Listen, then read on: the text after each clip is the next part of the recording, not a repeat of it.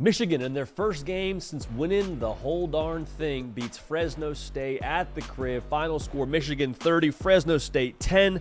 What do we make of Michigan? Because it's a very different looking outfit now. No more J.J. McCarthy, no more Jim Harbaugh. Instead, it's Sherrone Moore and Davis Warren. Whole new cast of characters on offense, and quite frankly, a few new characters on defense. What do we make of Michigan? It's a good win, but what do we make of what they did? Because some folks would say, got Texas next week. I don't know about the Wolverines. We'll talk about all that right now, but first things first, make sure you are subscribed to the On3 YouTube channel. College football, nothing but college football every single day. If you're a Michigan fan, one, we're going to talk a lot about your Wolverines. Other thing I would say, we're going to predict the Texas game for you here on Tuesday, 11 a.m. Eastern, on the live show on this very channel. All right, so appreciate you being locked in. Also follow me on Instagram and on Twitter at JDPakel to let me know what you thought of this game. First takeaway. We'll talk about the offense. The defense, though, this is a Michigan defense. Like, not just in label, but I mean in play style. Because, yes, a lot of guys went to the NFL from last year's squad, did not look like they missed a beat to me. Okay, like Fresno State, yes, they got some plays through the air.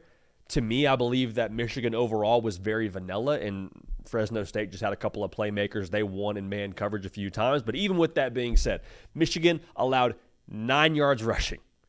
Had 2 interceptions, one ultimately a pick six to put the game on ice from Will Johnson. Like, everything that we have come to know about Michigan defensively over the course of the last few years, doesn't matter who's the DC, doesn't matter who the personnel is, they kind of bring that same flavor to the table every single year.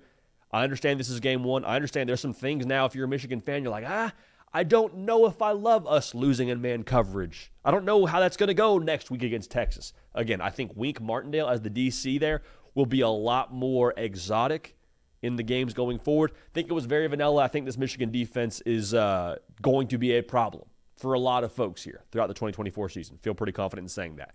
Now, offensively, I think there's this trade-off you're trying to talk yourself through from the first game. Because like I said about the defense, I think the Michigan offense was very conservative, very vanilla. We're not going to show too much. We're just going to kind of get a dub and then move on to Texas the next week. At the same time, when you're conservative and you're vanilla and you're basic, sometimes it feels like there's a lack of identity. That's kind of the thing I'm talking through this morning with myself as I try to break down Michigan. Davis Warren in his first start, 15 for 25, a buck 18, a touchdown, a pick. It's his first start. I wouldn't pound the alarm on what you didn't see just because he wasn't J.J. McCarthy like he earned this job. Put a little bit of faith in this staff, put a little bit of faith in their process behind closed doors, practicing against that Michigan defense. Like, that should count for something that he won the job. Alex Orji, when called upon, I thought brought a lot of juice to the offense. I think speaking to this game, like, this should be the game where when Alex Orji decides to tuck it and run and has design runs called for him, like, he's a superior athlete. Michigan is superior in the trenches. They should be able to have some success. And so when we talk about the plan going forward here, it feels to me a whole lot like Davis Warren is the guy until further notice. Like we said in this game going into it, hey, play both guys, get more data, continue to assess them. The way that everything is looking to me by nature of how they played Davis Warren and just the way they talk about it, it feels like it's Davis Warren's job until something changes. And if I'm Michigan, yes, Alex Orji brings a lot with his legs. He has to be involved in the offense. There's no way around it. You are better with 10 on the field, touching the football in different situations. But at the end of the day, like, empower Davis Warren. Let him know it's his football team. Let him know it's his offense. Because it is so difficult to feel the confidence and the trust of your team when you're always looking over your shoulder and saying, okay, well, if I make an interception here, are we going to be switching quarterbacks? Am I going to be, having to come in and out of the game, all this? Like, let him play through his mistakes. Let him play through his first start, because at the end of the day, y'all, that's what it was. It was his first start. Okay? What we saw from Davis Warren in a winning effort, mind you, is just the tip of the iceberg. So I think there's going to be a lot of overreaction talk today about, well, if they play that way against Texas, they're not even going to – I promise you, the scheme that they had in place against Fresno State and the scheme they have against Texas, I have to believe, at least defensively, will be very, very different based on the way that they played offensively in terms of how they distributed the football. feels very evident that Sherrone Moore and Kurt Campbell want to get the football to Colston Loveland. I mean, when it was crunch time, they went to him, 8 for 87 and a touchdown. That tells us everything we need to know. They want to get the football to 18. And evidently, by having Davis Warren in the game, they believe that he gives them a good chance to get the ball to playmakers. And they feel an emphasis on getting the ball to those playmakers in the perimeter.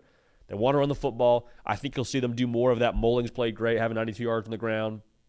Dominic Edwards, I think, will continue to progress and come along. And, you know, I don't think there should be a ton of question around what he brings to the table. So all that's to say, like, I think this Michigan team, yes, there's some things that will look different from previous years based on the names and you know, the guys on the depth chart. But even with that being said, I think the approach is still the same. Run the football very clearly.